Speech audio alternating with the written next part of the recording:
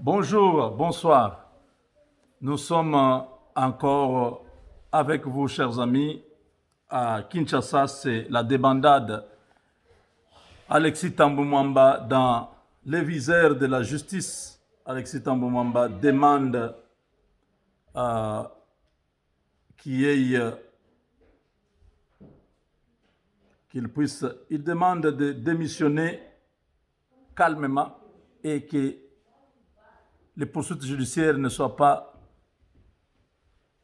contre lui.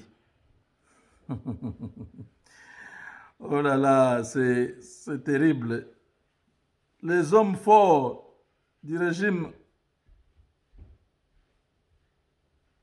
de Kabila aujourd'hui sont en train de passer des mauvais moments. Mes chers amis, les temps passent très vite et la chute d'Alexis Thambou Mwamba est déjà programmée. La chute est déjà là. Il sait qu'il va être destitué s'il y a une plénière en bonne et due forme. Alors, il est en train de négocier. Il sait que il est allé à la banque commerciale congolaise. Il a retiré, il a pris 3 chèques. Un chèque de 2 millions, un chèque d'1 million et un chèque d'1 million de francs. C'était irrégulièrement qu'il avait posé cet acte. Grâce aux opérations mutuelles avec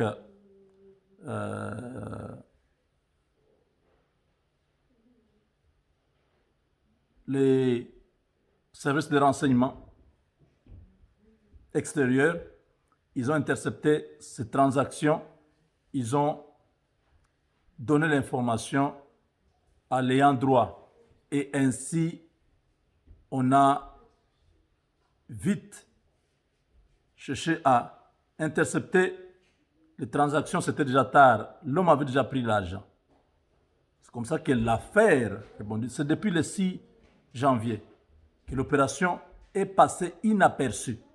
Aujourd'hui, nous sommes le 2 février. Ça fait déjà presque 1 mois et demi que cette affaire est arrivée et personne ne connaissait. Voilà maintenant que la justice est saisie et Thambou Mwamba, vu ce qu'il a entendu parler aujourd'hui, non seulement il va être destitué, mais aussi il sera arrêté à l'immédiat. C'est ce qui fait peur maintenant à l'homme. Il négocie, il demande que les poursuites s'arrêtent, il va tout restituer. On nous a dit que l'argent est déjà dans les comptes. Mais est-ce qu'il faut le laisser? Ah non. Qui pouvait imaginer qu'Alexis Thambou Mwamba, qui rêvait de devenir président de la République, peut se comporter comme ça aujourd'hui? Quand leur avons dit, laissez, tu sais dit que vous voyez là, vous le minimisez pour rien, vous le sous-estimez pour rien, il va vous mener une vie dure. Les gens ne croyaient pas. Maintenant,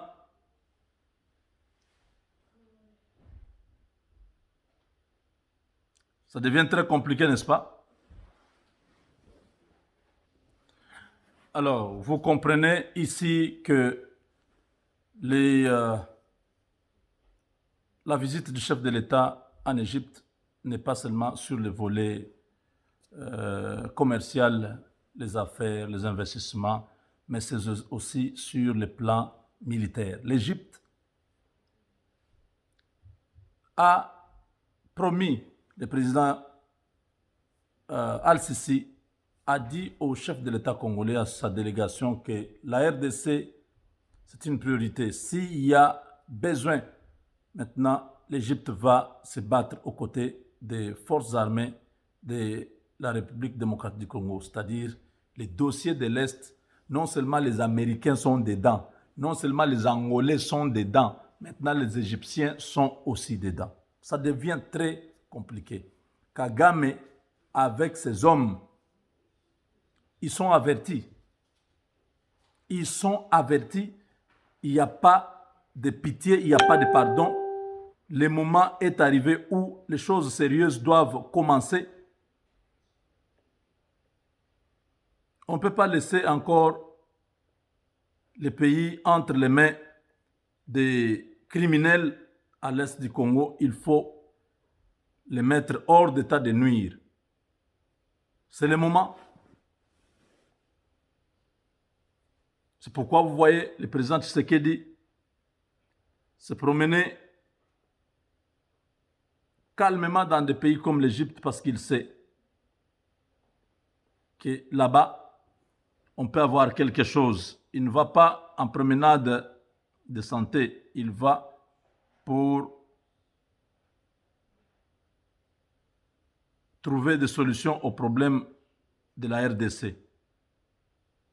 Je l'ai dit hier, je le répète, le chef de l'État congolais n'a rien à voir avec ce qui se passe en Centrafrique. Denis Sassou Nguesso est avec les Français. Il cherche comment récupérer cette nation.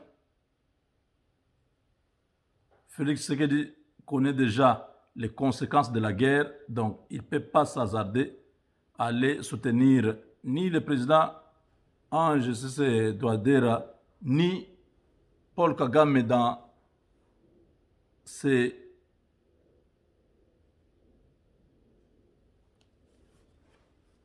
sa recherche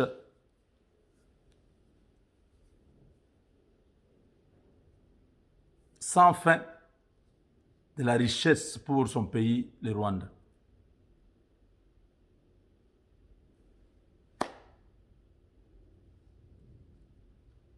Je l'ai dit, je vous le répète, l'armée rwandaise a échoué lamentablement.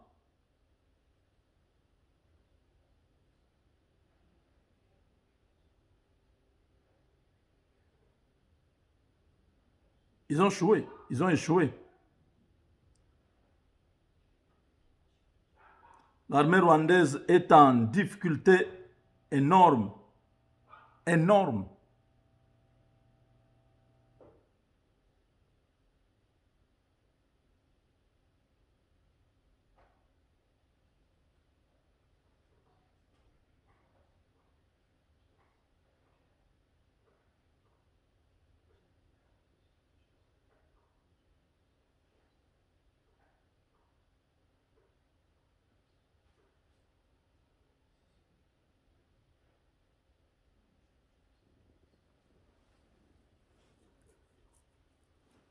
Il y a eu une réunion sur ce qui se passe en Centrafrique. Tous les pays de la zone de l'Afrique centrale, comment on appelle? CEMAC, hein? CEAC, Communauté économique des... je connais. Bon, ils ont une organisation au niveau de l'Afrique centrale. Le Cameroun est dedans et tout ça. Tout le monde était là, sauf la RDC. Le président ne s'est pas présenté. Il n'a même pas envoyé quelqu'un. C'était en Angola. Il devait ne fût-ce qu'envoyer un représentant. Il n'a pas voulu. Tshisekedi ne veut pas avoir part à ce qui se passe en Centrafrique. Nous avons nos propres problèmes à l'est du Congo. Comment vous pouvez imaginer que la RDC soutienne la guerre qui se passe en Centrafrique? Je sais que les gens qui ont écrit ces histoires, ce sont les le groupe de Ngwanda. Et nous dénonçons ici, nous condamnons ce genre d'attitude. Raconter que non, le président Tshisekedi soutient le président qui est en Centrafrique, il est, disons, c'est ça, hein? Et les Français ne soutiennent pas ce président-là parce qu'il est avec les Russes. Le président Tshisekedi va aller soutenir le président centrafricain qui est avec les Russes, qui est avec Kagame. Tshisekedi, qu'est-ce qu'il va aller chercher dans cette histoire-là? Géopolitiquement, ça allait se créer des problèmes inutiles. Déjà, le Rwanda a des problèmes avec notre pays, à l'est du pays, à l'est du Congo. Comment Tshisekedi va aller laisser un couloir aux Rwandais d'attaquer les rebelles centrafricains? Le Congo n'a pas de base arrière rwandaise. Il n'y en a pas. L'Équateur, c'est Jean-Pierre Bemba qui est là-bas avec ses frères. On pouvait le savoir déjà, qu'il y a la présence de l'armée rwandaise. Nous, ce que nous disons tous les jours, c'est dénoncer les manœuvres de Kagame qui provoquent tous ces mouvements là-bas pour profiter de venir au Congo. Il n'y a pas moyen. Kagame est bloqué de l'intérieur. Tous les militaires de Kagame sont bloqués à Bangui. Ils se battent tout autour de la ville de Bangui là-bas. Ils ne peuvent pas aller à l'intérieur parce que partout, on a coupé. Présentement, l'armée centrafricaine a perdu le port de Douala au Cameroun. Parce que la Centrafrique est enclavée. C'est comme les Burkina Faso, les Mali, tout ça, les pays qui sont à l'intérieur là-bas. Ils collaborent toujours avec un pays qui est... Le Burkina Faso passe par, je crois, la Côte d'Ivoire pour atteindre l'océan. C'est-à-dire, tous les produits du Burkina passent par la Côte d'Ivoire pour atteindre le Burkina Faso. Ici, la Centrafrique passe par le Cameroun et le port de Douala est fermé. Les autorités camerounaises ne sont pas d'accord avec le gouvernement de la Centrafrique. Vous allez comprendre que Biya, c'est l'homme des Français. Il a coupé. La première des choses que l'armée centrafricaine a perdue, c'est la route qui mène vers le Cameroun. Ça a été coupé par les rebelles. Il n'y a pas moyen de se ravitailler. Ils sont coincés de l'intérieur. Nous vous donnons tous ces détails pour que vous puissiez connaître, même si vous ne savez pas totalement ce qui se passe en Centrafrique, il y a une guerre. Il y a eu des élections. Les élections n'ont pas été régulières. Les rebelles ont dit ce président-là doit partir. Le président est soutenu par les Russes d'une manière, pas totalement, parce qu'ils ne se battent pas sur terrain. C'est comme ça que le président centrafricain est allé prendre les Somaliens, les Érythréens, les Rwandais. Ils se battent sur le sol centrafricain. Mais une armée efficace, une armée qui est venue avec beaucoup d'hommes, c'est l'armée rwandaise. Les autres là, on a pris comme des mercenaires, des petits groupes de 200, 300 combattants qui entrent pour essayer d'attaquer, combattre aux côtés des forces régulières et récupérer le pouvoir. Mais ça ne marche pas. La France a armé les rebelles. Maintenant, ils ont déjà coincé la capitale. Ils sont là.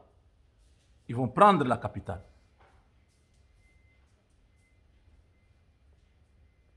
La France n'est pas à Kisangani, comme on dit. Ils ont une base à Kisangani. Ils ont abattu nos avions, nos 2 hélicoptères. C'est très grave. Et c'est faux. Ceux qui ont commis cette histoire sont déjà en résidence surveillée à Kinshasa. Et le partenariat, ça viendra maintenant de partout. Tout le monde voudra avoir un partenariat avec la RDC. Et l'argent viendra. Il ne faut pas que nous puissions donner une mauvaise image d'un pays corrompu où l'argent ira dans les poches des gens. Voilà pourquoi j'ai vu celui qui est responsable de la cellule d'anticorruption au Congo propose que dans l'éducation nationale, on puisse mettre les cours contre la corruption. Qu'on enseigne aux enfants déjà à la maternelle ce que c'est la corruption et les conséquences. Comme ça, tout le monde peut grandir avec cette mentalité de combattre la corruption depuis les racines pour que notre société devienne aussi comme toutes les sociétés modernes où la vie se passe normalement. Vous n'avez pas besoin de corrompre quelqu'un pour qu'il vous envoie les courants. Oh, Benga Vioana, appelez ce vieux-là, donnez-lui même $10 qu'il nous envoie les courants parce qu'on doit regarder les matchs. Parce qu'il y a quelqu'un qui est passé à la cabine centrale qui vous a déconnecté, il a enlevé le fil. Vous tous, vous êtes dans les noirs.